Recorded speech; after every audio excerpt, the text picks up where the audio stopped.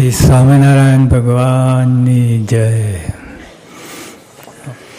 યોગી અપારનો બહુ પ્રિય વૈષ્ણવત નાનું છે, 4.5 લીટીનું. યોગી અપા કહેતા, આમ તો બધી ઘણી લીટીઓ છે. યોગી અપે 4.5 લીટીનો, પણ એમને 4.5 લીટીમાં મુદ્દો જે લેવાનું છે એ વાત કરી. તો નાનું છે પણ લાંબી કલાક, 2 કલાક, 3 કલાક પણ થઈ શકે નિરૂપણ, એવું છે. પણ આપણે તો લિમિટમાં કરીએ. બધાને શ્રદ્ધા રહે એટલે. યોગી બાપા જે વચનાથ કરે ને, એક્ઝેક્ટ તમારે 45 મિનિટ, 1 મિનિટ વધુ નહીં, ઓછી નહીં, એટલે પૂરું.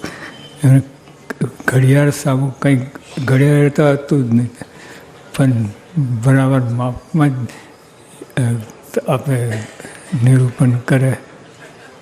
વચનામૃત 76, પ્રથમનું 76મું, ક્રોધી, ઈર્ષારો, કપટીને માનીનું.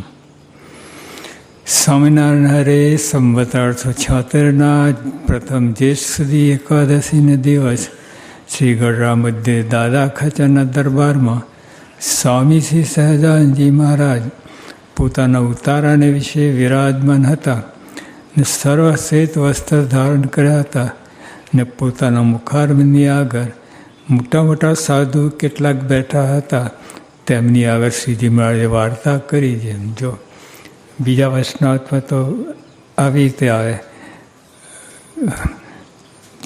ધારણ કરતા પોતાના મુખારની આગળ મોટા મોટા સાધુ કેટલાક બેઠા હતા, એ બેઠા હોય. પણ મહારાજે કે તેમની આગળ આ મોટા મોટા ચોટલી પકડે, તેમની આગળ અહીંયા ચાલુ છે, નહીં તો ઓલા શીર્ષકને પદાર્થ જુદા પડે. અહીંયા ચાલુ જ છે. પોતાના મુખારની આગળ મોટા મોટા સાધુ કેટલાક બેઠા હતા, તેમની આગળ શ્રીજી મહારાજે વાત કરી. જે આ તો બધાને લાગુ પડે, બધાને, બાળક હોય, યોગી આપા આગળ બધા અભણ હોય પણ જ્ઞાનમાં હોય, જે મહારાજની નિષ્ઠા આવી ગઈ, બધું આવી ગયું. પછી અજ્ઞાની કે કોઈ કહેવાય નહીં. અને આપણે કેટલાય જન્મ ધર્યા છે, કેટલાય, અસંખ્ય, માપ વિનાના, કાંઈ બાકી નથી. બાકીમાં આ જ છે જે આપણે કરવાનું છે. મોટા મોટા સાધુ કેટલાક બેઠા હતા, તેમની આગળ શ્રીજી મહારાજે વાર્તા કરી છે. ક્રોધી, ઈર્ષાવાળો, કપટી અને માની, એ 4 પ્રકારના જે મનુષ્ય, તે જો હરિભક્ત હોય તો પણ તે સાથે અમારે બને નહીં. હરિભક્ત હોય તોય, એટલે હરિભક્ત હોય એટલે દાન ધર્મદા કરતો હોય, 10 ભાગ કાઢતો હોય, બધા નિયમ પાળતો હોય, આ બધું. પણ આ ડિપાર્ટમેન્ટ જુદું છે. માન, ઈર્ષાનું બધું બધું જ કરતો હોય, બધું સેવા કંઈ બાકી ના હોય.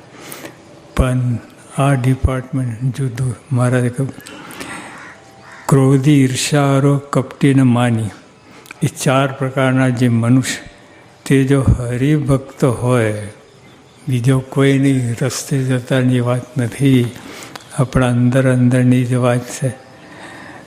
તે હરિભક્ત હોય તો પણ તે સાથે અમારે બને નહીં. ખરી રીતે તો મહારાજ આ બધું સ્વીકારે છે, બધું આપણે આગળ વધારવા માટે બધું. પણ મુદ્દો તો આ છે, ગમે એવો વિદ્વાન હોય, ભણેલો હોય, શાસ્ત્ર જાણકાર હોય, બધા ઋષિ મુનિ હોય, જંગલમાં તપ કરતો, પણ મારે આ 4 વાત તો એને કરવાની જ છે, એ સિવાય મુક્તિ થવાની નથી જ. ક્રોધ અને નિરૂપણ કરે, ક્રોધી, ઈર્ષા, આ 4 વાતનું નિરૂપણ પુસ્તકો લખે, પણ એના હૃદયમાં આ વાત હોય કે ના હોય એ જોખમ છે. ક્રોધી, ઈર્ષારો, કપટીને માની, એ 4 પ્રકારના જે મનુષ્ય જો હરિભક્ત હોય તો પણ તે સાથે અમારે બને નહીં.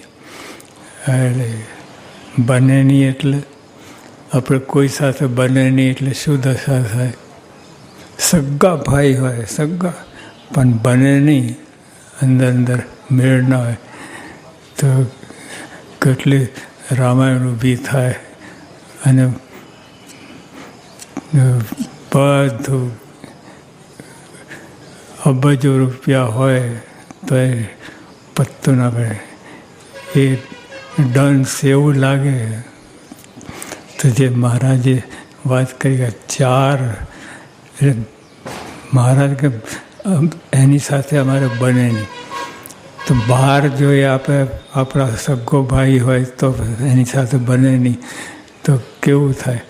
તો મહારાજ પોતે વાત કે અમારી સાથે, એની સાથે અમારે બને નહીં. એટલે આ વાત ઉપર વિચાર કરવા જેવી છે. આપણે બીજું બધું ઘણું બધું કરીએ છીએ, પણ આ નથી કરતા જે કરવાનું છે. મહારાજ કેટલી હાથ પકડી ખેંચી ખેંચીને ધ્યાન અપાવે છે આ વાતમાં, પણ તો આપણે કાંઈ કોણ જાણે કેવું છે એમાં ચાંચ ખૂંચતી નથી.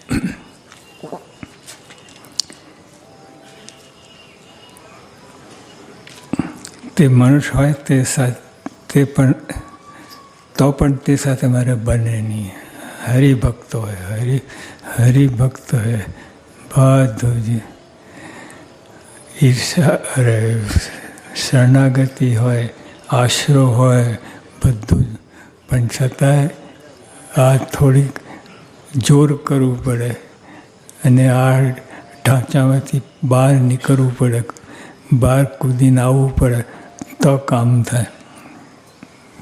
એ બધું કરે છે અને બીજાને સારું લાગે, મોટા લાગે બધું, પણ મહારાજને આ રૂચતું નથી. અને ક્રોધ ને ઈર્ષા એ 2 માનને આશ્રય રહે છે. જો માન છે તો એમાં બધું આવી જાય. જો આપણે અહીંયા બેઠા છીએ, બધા મોટા મોટા બધા બેઠા છે, પણ પહેલી હરોળનો જે હરિભક્ત હોય એને ઉપાડીને 5મી હરોળમાં મૂકે, અને 5મી હરોળવાળાને તમારી સ્થાને મૂકે, શું થાય? શું થાય? સમજ્યા નથી. જો આપણે આ બધા બેઠા છે, પહેલો હરિભક્ત હોય એને ઉઠાડે અને 5મી 6ઠી લાઈનમાં ગોઠવી દે, અને ઓલા હરિભક્તને 5મી 6ઠી લાઈનનો હોય એને તમારી આગળ મૂકે, તમારા સ્થાને મૂકે, શું થાય? એવો પિત્તો ચડે ને. ભલે એ તો મર્યાદા રાખીને બોલે ને, પણ અહીંયા તો એવું ચડી જાય ને, ના પૂછો વાત. ત્યાં જ અહીંયા જ મારા કે ભાઈ આગળ તો ક્યાં વાત કરવાની. એટલે મારે કે માનની ઈર્ષા હોય, મારે કે માન છે એનું મૂળ અંધકાર છે, અજ્ઞાન છે. માન અજ્ઞાનમાંથી બહાર નીકળે છે.